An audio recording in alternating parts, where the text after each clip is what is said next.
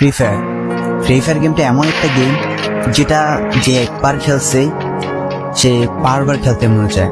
প্রথম পারবে না, চেষ্টা করতে করতে যখন পেরে যায় তখন আর ছাড়ে না। আর এই গেমটা যারা একবার খেলছে, যার মনে একবার জায়গা করে নিয়েছে, সে কখনোই গেমটা বলতে পারবে না। সে যদি 1 দিন 2 দিন 7 দিনও না খেলে, সে 7 দিন পর আবার ঠিকই এই গেমটার ভিতরে ঢুকবে। কারণ এই গেমটা কখনো কাউকে কষ্ট দেয় না।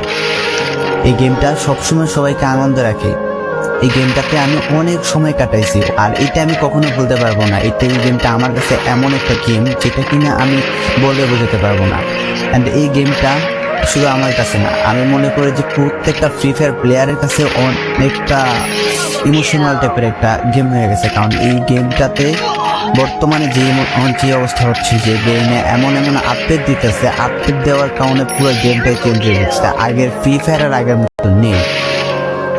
তো এই কারণে হয়তো কোনো এক সময় আমরা এই গেমটা ছাইড়া দিতে হবে, তবে ছাড়া হবে না। যদি ছাড়া হয় তাহলে শুধুমাত্র গেমটা ব্যান্ড হওয়ার পরেই ছাড়া হবে। তো যদি পার্মানেন্টলি গেমটা ব্যান করে দেয় তাহলে আমাদের এই গেমটা